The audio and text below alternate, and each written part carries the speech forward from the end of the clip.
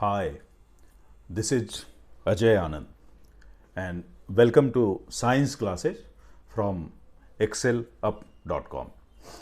इस लेसन में आप सॉइल के बारे में पढ़ेंगे। आप मिट्टी कैसे बनती है उसके बारे में पढ़ेंगे और सॉइल एज अ रिसोर्स कितना इम्पॉर्टेंट है उसके बारे में पढ़ेंगे, प्लस सॉइल इरोजन के बारे में आप पढ़ेंगे। तो सॉइल क्या है? Soil is a mixture of rock particles, minerals and humus. मिट्टी जो बनती है उसका प्रोसेस काफ़ी लंबा होता है और लाखों साल लग जाते हैं मिट्टी बनने में। और मिट्टी बनती है किससे? चट्टानों के टूटने से। तो देखते हैं कि प्रोसेस होता कैसे है।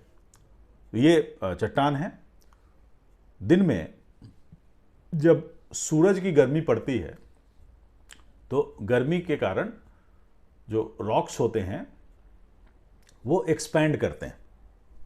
कोई भी चीज़ गर्म होती है तो फैलती है। फिर रात में जब सूरज डूब जाता है और टेम्परेचर गिर जाता है तो ये चट्टान कॉन्ट्रैक्ट करते हैं। तो इस तरह से जो लगातार एक्सपेंशन और कॉन्ट्रैक्शन का सिलसिला चलता है उससे चट्टानों में क्रैक्स डेवलप होते हैं। तो यहाँ पर सूरज का रोल हो गया कि हल्की हल्की दरारें पड़ने लगती हैं। अब उसके बाद पानी का रोल आता है कि इन दरारों में जब पानी अंदर चला जाता है तो क्या होता है, उसके बाद अगर टेम्परेचर बहुत नीचे गिर गया तो पानी जम जाएगा। अब चूंकि बर्फ़ की डेंसिटी पानी की डेंसिटी से ज़्यादा होती है तो जब पानी जमेगा तो बर्फ़ ज़्यादा जगह लेगी और उस कारण से ये रॉक ये जो क्रैक्स हैं वो और बड़े हो जाते हैं जिससे चट्टान टूट जाते हैं।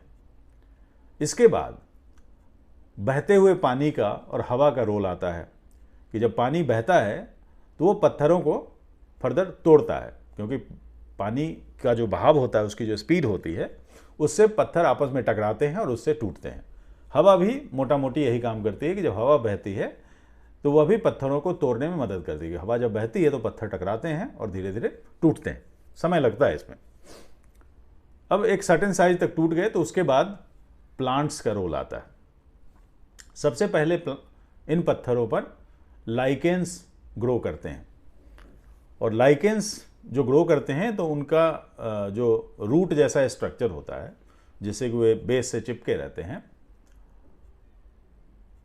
उससे कुछ एंजाइम छोड़ते हैं, प्लस अपना जो इनका बायोलॉजिकल प्रोसेस होता है उसके कारण भी एंजाइम कुछ रिलीज करते हैं, सर्टेन केमिकल रिलीज करते हैं जिनके कारण पत्थर और भी टूटते हैं।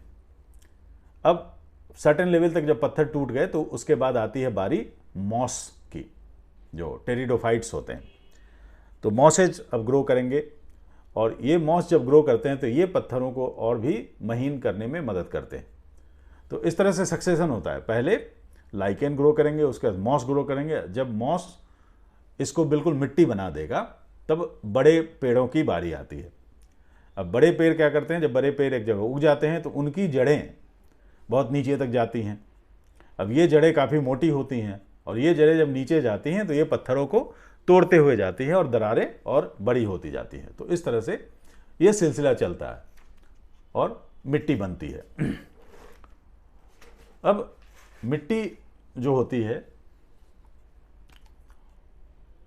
वो ऊपर की लेयर होती है, भुरभुरी लेयर होती है, जिसमें क्या क्या होता है, रॉक पार्टिकल्स होते हैं, मिनरल्स होते हैं और ह्यूमस होता है। ह्यूमस होता है डीकम्पोज ऑर्गेनिक मटेरियल। अब जहाँ की मिट्टी या जो भी मिट्टी ह्यूमस और न्यूट्रिएंट से रिच होगी वो मिट्टी प्लांट ग्रोथ के लिए सबसे अच्छी मानी जाती है। तो यूजुअली जो टॉप सॉइल है उसमें ह्यूमस ज़्यादा होगा और न्यूट्रिएंट्स भी ज़्यादा होंगे, तो टॉप सॉइल में प्लांट ज़्यादा अच्छी तरह से उगते हैं। इसलिए खेती बाड़ी टॉप सॉइल में ही होती है। अब ज़्यादा हम नीचे जाएंगे तो ह्यूमस ऑलमोस्ट नील हो जाएगा, तो कुछ पेड़ जिनकी जड़ें बहुत नीचे तक जाती हैं वो शायद वहाँ पनप सके।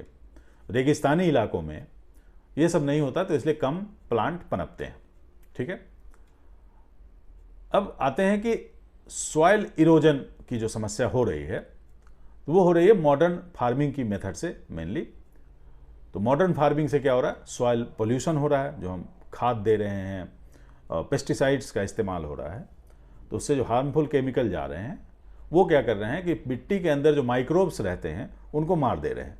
और इन माइक्रोब का बहुत बड़ा रोल होता है नाइट्रोजन फिक्सेशन में और भी मिट्टी का न्यूट्रिएंट कंटेंट बढ़ाने में। तो इन माइक्रोब के मरने से क्या हो रहा है, ह्यूमस खत्म हो जा रहा है। ह्यूमस खत्म होने से सॉइल का स्ट्रक्चर खराब हो रहा है और धीरे धीरे वो मिट्टी खेती के लिए अनफिट हो जाएगी। एक और रोल आता है कि मिट्टी की जो ऊपरी लेयर होती है उसको पेड़ की जड़ें पकड़ के रखती हैं। अगर पेड़ कट जाएंगे, डिफॉरेस्टेशन होगा, तो टॉप सॉइल उड़ जाएगी, हवा से या पानी से बहा ली जाएगी, फिर उससे सॉइल इरोजन होगा। अब उसको समझने के लिए कि एक एक्सपेरिमेंट जो कि आपके टेक्स्ट बुक में भी दिया हुआ है कि 2 प्लेटफॉर्म है, टिल्टेड प्लेटफॉर्म, स्लाइड जैसा बना हुआ है। एक पर मिट्टी के ऊपर प्लांट्स लगे हुए हैं, मान लेते हैं कि घास लगी हुई है, और एक पर सिर्फ मिट्टी की एक लेयर लगी हुई है। अब इस पर एक मग से पानी डालते हैं, से 10 मिनट के लिए डाला, और इस प्लेटफॉर्म पर भी मग से 10 मिनट के लिए पानी डालते हैं सेम स्पीड में। तो आप देखेंगे कि इस स्लोप से जो पानी निकलता है वो पानी ही निकलता है। थोड़ा बहुत इसमें हो सकता है कि मिट्टी का पार्ट हो, लेकिन इस स्लाइड से जो पानी निकलता है वो पानी गंदा होता है क्योंकि इसमें मिट्टी ज़्यादा मिली हुई होती है। तो इससे, इस एक्सपेरिमेंट से ये साबित होता है कि जो पेड़ होते हैं या प्लांट जो भी होते हैं अपनी जड़ों से टॉप सॉइल को पकड़ के रखते हैं और सॉइल इरोजन को प्रिवेंट करते हैं। अगर प्लांट नहीं होंगे तो सॉइल इरोजन की ज़्यादा समस्या होगी, और ज़्यादा सॉइल इरोजन होगा जब टॉप सॉइल समाप्त हो जाएगी, तो क्या होगा कि वहाँ पर की मिट्टी खेती के लायक नहीं रहेगी और धीरे धीरे वह जगह डेजर्ट बन जाएगी, मरुस्थल बन जाएगा। That's all for this lesson. Thank you.